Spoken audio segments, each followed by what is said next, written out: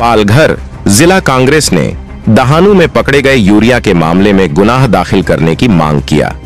पालघर जिला कांग्रेस पार्टी के जिला अध्यक्ष प्रफुल्ल पाटिल ने दहानू तालुका में एक गोदाम से पकड़े गए यूरिया के कई गोनियों के मामले में पूरी जांच की मांग किया है। इस दौरान उनके साथ पार्टी के पालघर जिला उपाध्यक्ष मनोज दांडेकर, प्रदेश अनुसूचित जाति सेल के उपाध्यक्ष बलवंत गावित सहित तमाम पदाधिकारी उपस्थित रहे। कांग्रेस जिला अध्यक्ष प्रफुल्ल पाटिल ने कहा। इन्वेस्टिगेशन टाइम्स से स्वप्निल पिंपले की रिपोर्ट। डहाणू येथे युरियाचा साठा पकडला, त्याच्या संदर्भात आमच्या 4 तारखेला उपोषण आणि उपोषणाच्या माध्यमातून आमचे दातेकर आणि सर्व कार्यकर्ते हे आपले उपोषणाच्या दरम्यान ही सगळी मंडळी मनोज दांडेकर हे सगळे उपोषणाला बसणार। युरियाचा साठा या जिल्ह्यामध्ये मोठ्या प्रमाणात मोठ्या प्रमाणात होता, परंतु प्रॅक्टिकली हा युरिया शेतकऱ्यांपर्यंत पोहोचत नाही। युरिया आम्हाला कधी लागतो?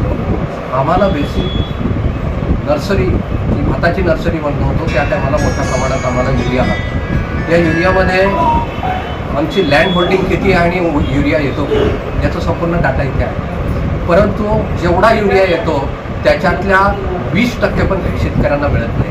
शेतकऱ्यांमध्ये मोठ्या प्रमाणात युरियाची टंचाई सातत्यानं तुम्ही प्रेसच्या माध्यमातून तुम्ही पेपरला टीव्हीला सातत्याने आम्ही बघत असतो। ह्याच्या मोठ्या प्रमाणात काळाबाजार होतो। जो काळाबाजार बोईसर MIDC मध्ये युरियाचा साठा हा कमर्शियल युरिया आणि नीम कोटेड युरिया सुद्धा डाईंग मिलला वापरला जातो। त्यांना ते वेगळे टेक्निक वापरतात आणि तो त्याच्यानंतर तो काढून घेतला जातो।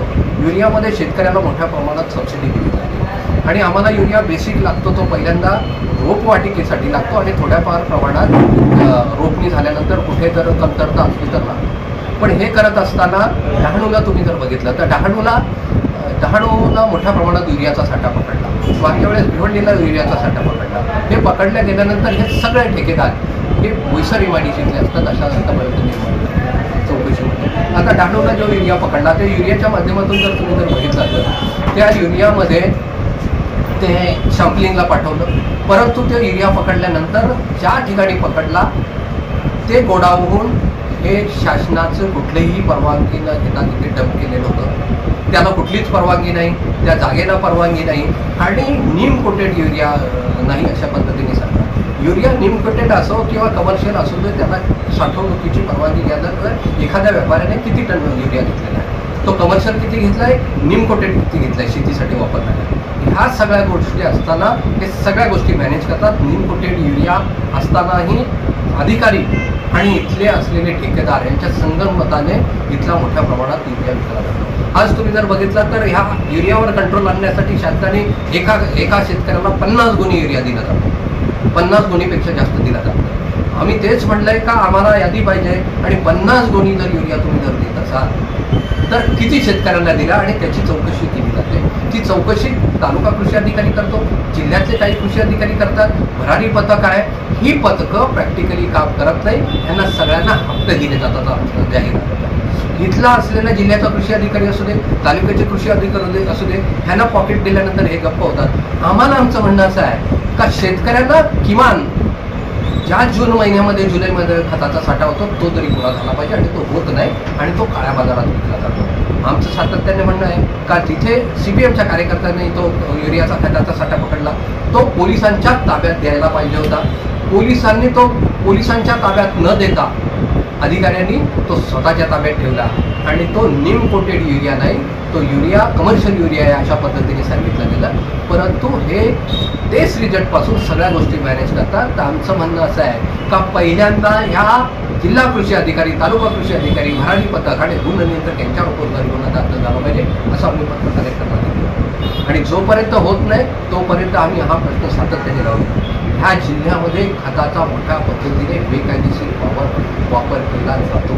जिल्ह्यामध्ये जे खत येतं ते शेतकऱ्याला दिल्यानंतर शेतकऱ्यांनी शेतामध्ये अर्धा फूट जरी युरिया खत टाकला तरी पुऱ्या पडणार नाही, एवढ्या मोठ्या प्रमाणात खताचा साठा येतो। आणि मग हा जातो कुठे? तुम्ही जर बघितला एप्रिल महिन्यात खताचा साठा येतो, मे महिन्यात खताचा साठा साठा येतो. आमच्या इथे तेवढ्या मोठ्या प्रमाणात लागवडच होत नाही. एप्रिल मे महिन्यामध्ये इथे टेम्परेचर जाते 40-45 डिग्री होते. त्या टायमाला आमच्या भाजीपाल्याचा लागवड होत नाही.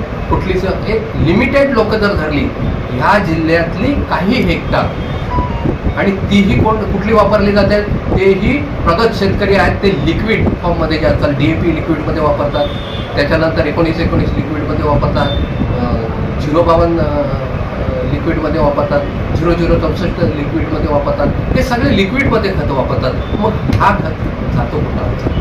हाच आमचं म्हणणं आहे का मोठ्या प्रमाणात 12 महिने खत वापरलं जातं, शेतकऱ्याला फक्त 2 महिने खत लागतं आणि 10 महिने शेतकऱ्याचा खत हा MIDCला जातो.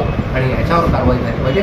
या जिल्ह्याच्या कलेक्टर हा या जिल्ह्याचा पालक म्हणून आम्ही बघतो आणि त्यांनी त्याची दखल घ्यावी म्हणून त्यांच्याकडे आम्ही पत्रव्यवहार केला आणि आम्ही 4 तारखेला आमचे सगळे कार्यकर्ते उपोषणाला बसले. मागणी आधीच केलेला आहे का या खताचा काळाबाजार झालेला आहे. ह्याच्यावर नियंत्रण असलेले जिल्हा कृषी अधिकारी, ह्याच्यावर नियंत्रण असलेले तालुका कृषी अधिकारी, तालुका कृषी अधिकारी स्टेटचा आहे, पंचायत समितीचा आहे, यांची दोघांची जॉईंटली कमिटी असते. त्याच्या व्यतिरिक्त गुणनियंत्रक असतो जो सॅम्पलिंग करतो. त्याच्यानंतर एक भरारी पथक आहे. हे भरारी पथक ह्याचं काम काय? भरारी पथक ह्याच्यावर कंट्रोल ठेवण्यासाठी सातत्याने काम करायचं असतं. तर ही पथकं फक्त हप्ता गोळा करण्यासाठी आहेत का? म्हणून ह्यांच्यावर फौजदारी गुन्हे दाखल झाले पाहिजेत असं आमचं म्हणणं. आप देख रहे थे इन्वेस्टिगेशन टाइम्स न्यूज. हमारे चैनल से जुड़ने के लिए अभी सब्सक्राइब करें और बेल आइकॉन दबाना न भूलें. धन्यवाद.